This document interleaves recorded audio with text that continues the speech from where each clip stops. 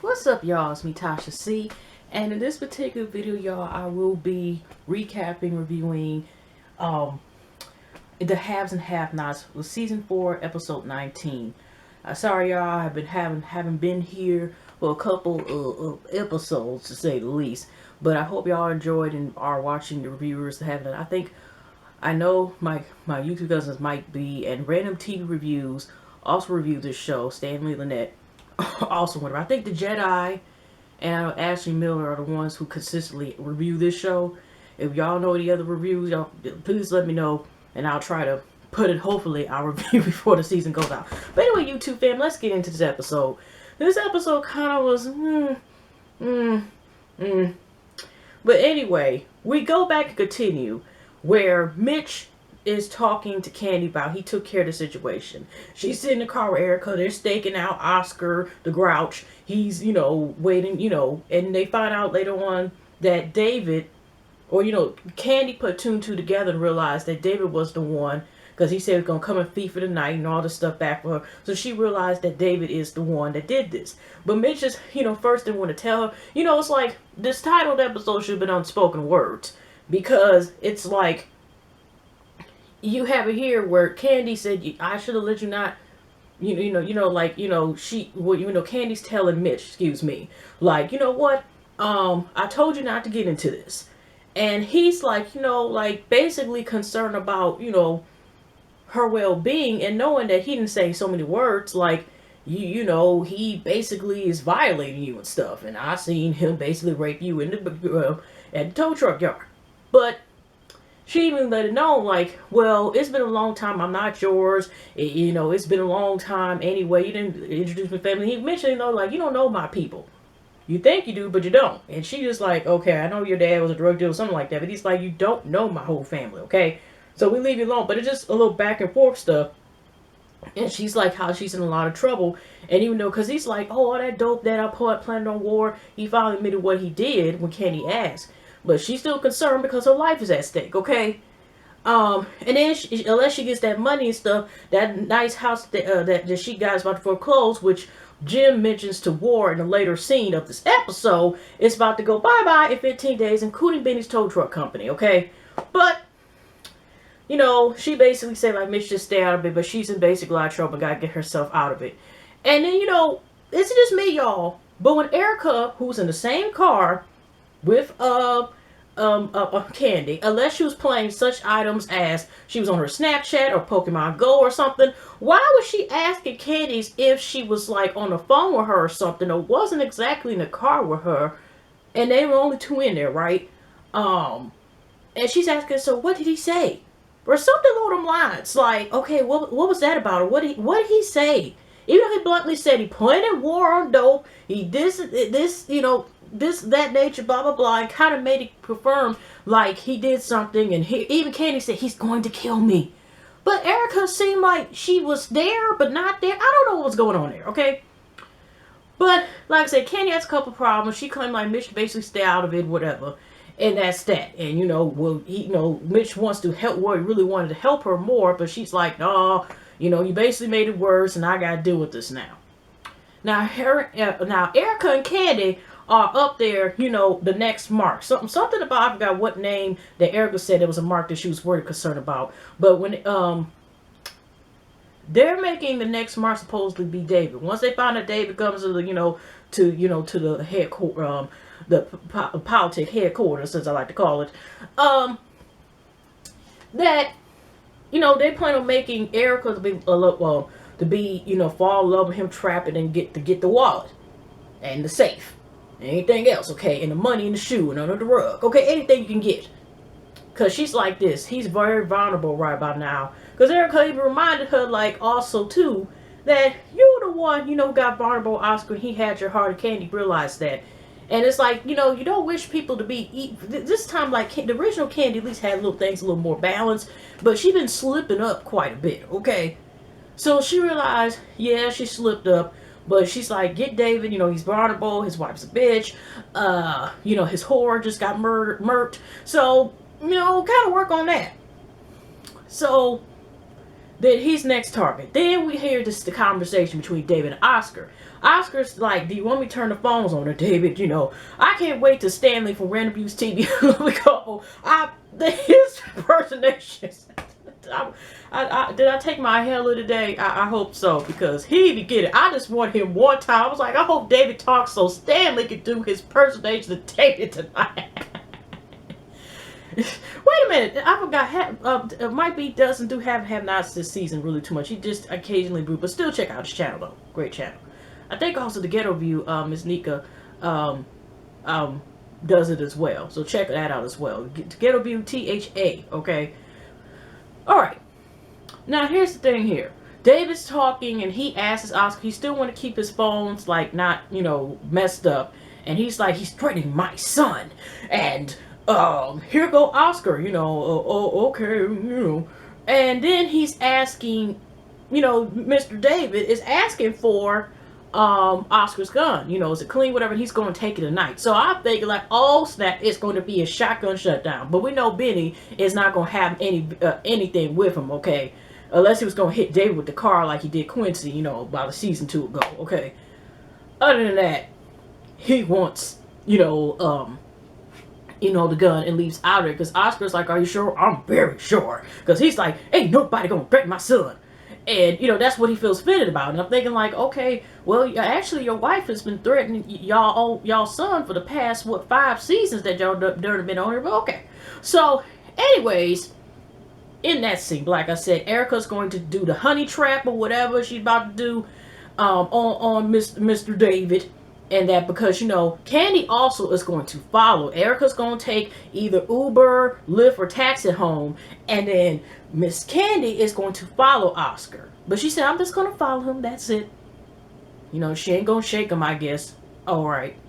But, so we go to the next thing. Sorry, y'all, I'm all over the place as usual. I'm just, trying to get storylines. Now, back at Wyatt sitting in the bed. But before we go there, before David actually goes down to I think right before he goes to see Benny and they about to have the standoff, fight, whatever, he does go to see Jim. War first trying to talk to him, whatever, like, hey, are you going to talk to me? Is you going to talk to me? Because, they just sell right next to each other, right? And he's like, are you going to talk to me? And he just ignoring him. But, David's like, you know what? Everything is good. And he's like, huh? And then he let him know he's been in a 32-hour coma. And even Jim, Tyler, whoops, excuse me. Even Jim had to be like, okay, so nobody called her. It was, what was going on here? And, they could sue, which is true. Like, it's like, so, we all know the old so 911 is a joke, right? But it's just like, what the hell? Okay, so he's thinking about suing, but he was just happy to know that his son is okay and alive. Everything's going to be good. But Wyatt, of course, is sitting in the bed. We don't even got the, machine to check your heart. No, boop, boop. Nothing, no IV, no. They at least could have just taped up. It's just like, did y'all see that fake ass screen? I guess it's supposed to monitor like the heartbeat and stuff, and it didn't move or nothing. I mean, no. I just look like you get it from a demo store, out with display or something, like wherever they sell specialized computers for the hospitals or something. Okay, so it looked like it was posted for eBay, posted or something. But anyways. So Hannah is about to leave. Catherine calls, and Catherine again is like, thank you. I never found someone like you. And she's just thanking Hannah again, even though she's been kind of stinking defending Miss Black Widow Veronica, or Demonica, whichever one y'all feel like calling her. But she appreciates, she wants Hannah to come tomorrow morning. At first Hannah, was thinking about it, but Hannah did say, did let her know that he was sleeping peace, he's doing better, and Catherine still doesn't want to see Wyatt till he wakes up, and she asks to speak to Wyatt, and she says she loves him, everything is going to be okay, I'm not going to let you hurt her. Maybe she was talking about the DA, and she started crying, had to get her phone, but Hannah's supposed to go over here tomorrow. I mean, she might as well. She's been jumping everywhere else and stuff. But she appreciates Hannah again, so she wants her to come tomorrow. Even though we don't know based on the previews, like, if I get arrested, will you bail me out? So I don't know what the heck is going on, okay? But anyways, back to, like I said, really wasn't much going on. The main scenes was either, the office, the jail cell, and the hospital being the three main settings, okay? So, Geoffrey runs into Hanna when Hanna is leaving, Wyatt's room. And she actually is concerned about him. Are you okay and everything? And Geoffrey's like, he's a little distraught. And she's just like this, she's been praying to him and, asking, especially about the incident. She's just basically like this. Even though your mother is a hell catcher and stuff like that, that's still your mom. But she asks him a question about, do you pray? And he was like, because she's like, you do need to get some help. He's like, I know, I went to school and everything, blah, blah. But he, admits when Hanna asks him, like, does he pray? And he's like, I didn't go to church. He was like, Hannah's like, I did not say that. I said, do you pray? And he admitted no. And she was just like, giving her number and stuff to him, writing it down to talk to her every evening, because he also said this. He was like, I'm gay, Hanna, right? She was like, oh, okay. And she let it be known, like, just because I'm a Christian, because he's not Christian, she was like, I'm not the type of person that's going to sit there and judge you and stuff. It's a shame you do have a mother like that, the way she treats you. She was like, by the way, she's somewhere around this hospital and stuff. I don't know where a condition, blah, blah, blah. But, basically, like, get yourself together and call me if you need help. And I know, sorry, y'all, I'm warning y'all, it's about to be a little rant. But it's interesting to show that even though Hannah's the only one that kind of more so displays it out all the characters, the halves don't seem to bring religion or God into anything, at least for what I see. The only person that kind of like brings up like I'm a Christian faith is Hanna, who's considered a half-not. Which, if you notice, like, if you're a half, yeah, you're going to have the scandal, you're going to have access to anything you want, you can get everything off the value menu, and you can get all the combos. But guess what? Faith in God, prayer, doing the right thing may not be included. And that's what I just noticed. It's like, even the reasoning for Demonica, Black Widow, having a problem with Geoffrey's sexuality, is really, sexual orientation. It's not more so because, for religion reasons, because, it's like, a Bible, unless it's made out of 24 karat gold, might be the only way it might be in her house, okay?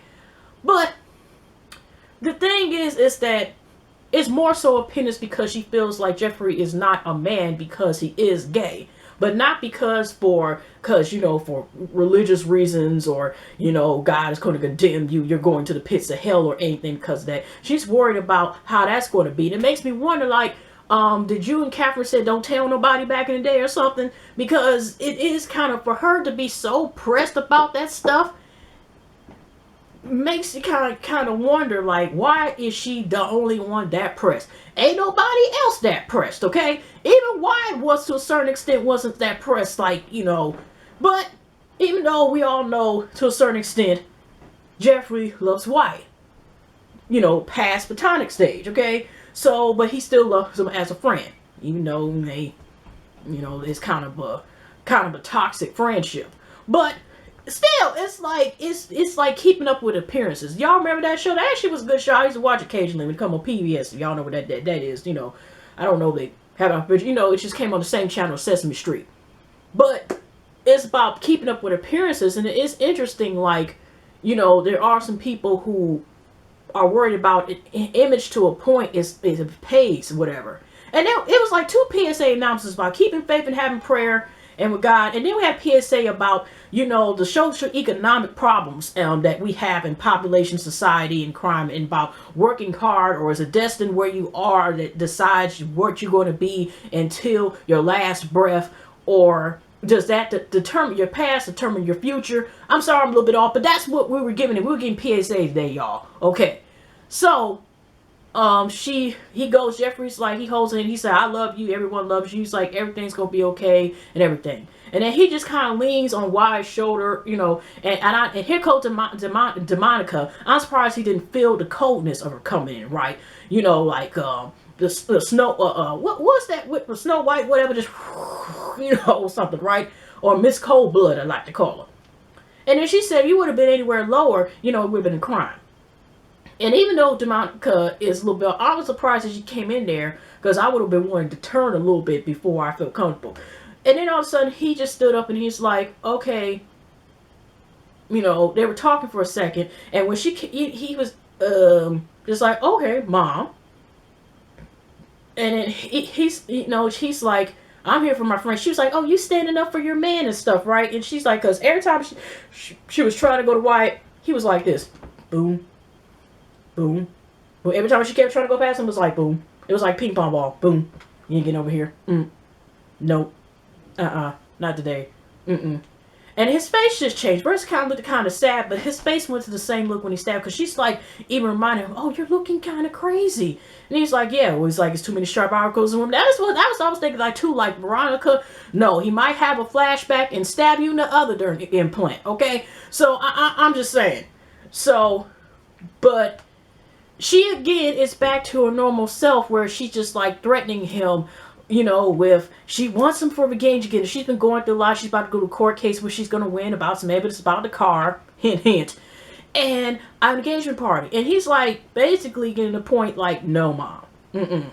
Still got that same look on her face. Like, don't try me today. Don't try me tomorrow. Don't try me next month or next year or 10 years from now. Look. But still, she is on this engagement party. She's like, I love you. And he was like, when she went out the door, he was like, you don't love me. She was like, I love you so much, you're going to do everything I say. Cray. That's that cray. Okay. Cray evil. Okay. So, he's still just like, okay, whatever. And I kind of forgot whether he had left or not. They showed him walking out, whatever. But Hanna, again, everybody just up in this hospital, okay? Even probably, I'm surprised not the mayor, the mayor, governor, and, everybody up that city, just everybody up in that hospital, okay? All right? We don't even know DJ Khaled's up in there, because that's how many people just coincidence at this one hospital. Then, when Hannah's going down, or after she talks around the same time talking to Geoffrey, then we see Kandi's son, okay? Little Quincy, little cute, okay? And then he's got, where he's like, Grant, you gonna get me out of here? I've been here, what's going? And the nurse, she's trying to talk to him, like, can she take him? Because he's like, get me out now, here now. He told he's been there for 3 days. That's the foster care he was at. Because even Hanna almost slipped and said, I thought he was in foster. Okay. And the nurse was like, excuse me? Never mind. She was trying to get him, but the nurse was like, I can't do that because you're not a legal guardian. And she tried to ask, she even tried to say, can she at least, say bye to him? She's like, no, I'll tell him that, blah, blah, blah. And I think you just let him talk at least for 2-3 minutes, basically about to step on his granny's big toe because he's that mad, upset, and wondering like he's here. And I'm thinking like, okay, she just was talking. He couldn't be allowed to say bye, but whatever. Or at least, she said I think she even said she was trying to explain the situation to him, but, it was like, whatever. So, to be continued on that. But, in other scenes, I think that's the end of Hanna in the hospital thing, Hanna in the hospital thing, period. Now, the last 2 scenes that kind of stood out. Now, Jim and War on off been talking, and this is where I talk about the socioeconomic thing. When Jim, after David comes and finds news, he kind of starts talking to him on off. Oh, you're starting to speak to me, whatever. Yeah, I'm willing to speak to you, And Jim was talking, about being in the place that he's at. And he let it be known, like, he's basically at first was telling Warner, I told you. He let it be known, I told you that that it was, a crime, a felony to kidnap. Ooh, sorry, y'all. That shit, I'm sorry. The camera, that's my camera doing that. To kidnap a judge. He let it be known, like, I've been in the worst place, this in the basement, blah, blah, blah. So he started talking. And he let me know, like, how that bitch, he was referring to Kandi, extorted him out of $7-point-something million. And then I know this boy got mad again, like, I'm gonna kill that bitch, blah, blah, blah, blah. I thought you were gonna kill her anyway once you realized that she planned the drugs. So they both basically venting about trying to get revenge off Kandi to a certain point. And he admitted, here go War, admitted they was $400,000 something dollars and blah, blah, blah. And, that he thought she had and all this other stuff. And Jim let me know, like, you basically was stupid. You let her get in your head. You know how Jim be sometimes talking like, you let her get in your head. Or then, you let her get in your head. It depends, okay? But all of a sudden, also I noticed this too. It was one story that, Jim was like, he didn't understand, like, why was he in this position, because he was surprised that War said thank you, because thank you was like, War was noticing he didn't eat his sandwich, and he was just knocking out that sandwich out, and he was just like, you gonna eat that? And he said thanks, and Jim was surprised, say thank you. He was like, yeah, and I know to say this, thank you, master, blah blah blah, haha, and whatever. And Jim was like, why can't you decide to try this? I don't understand. It takes hard work. And then here go War let him mind like, well, you have better preach, you probably with your life. And here go Jim. No, I've been on the farm. I went on a college scholarship within the football, and I worked hard to get where I was at. And also, he didn't mention that he actually married in money too. Because Catherine got brain too. Okay, so it was basically he was talking about, think about all the other people. How you think about a lot of people that have been in your position that came for the community that you had. That's what I'm saying. Another PSA that was here for this episode. He reminded him, like, there was a lot of people that also in your position that came out of it, whatever. And Ward brought an interesting story that he said his grandma, somehow he was 6 years old, had some heroin in his backpack, threw him in a trash can, and he was in there for 8 hours. And if he didn't scream, I guess they were going to compress the trash in the dumpster and was going to get out there. But it was something like a heartless story. So maybe that's where it started, where Ward just, like, didn't care, and he went by Ward, it caused War, But, like I said, War thinks it's luck as far as, like, getting privilege and getting out the situation they had. But, in other words, they finally are just going to be, like, two frenemies, I guess, and eventually get it. Because, War also let it be known, like, okay, taking care of this problem. Like, that way also, hopefully, can get him out of there. Because, Jim just let me know he's a judge, and he's going to be able to get out of there. And it's the rights of America, and blah, blah, blah.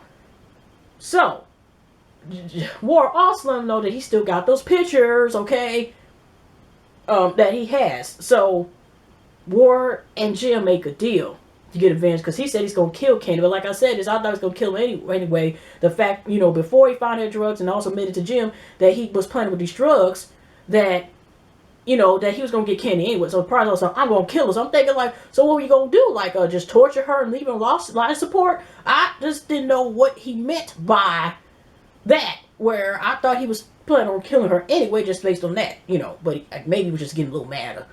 So, after that, they decide to even shake hands through the bars, that he's going to get the pictures and other copies and stuff like that. And it basically let me know, like, if you cross me, I'm going to get the wolf. And here go Jim. If you come after me, I'm going to bring the whole pack. Like, Jim is crooked as hell, too. Okay.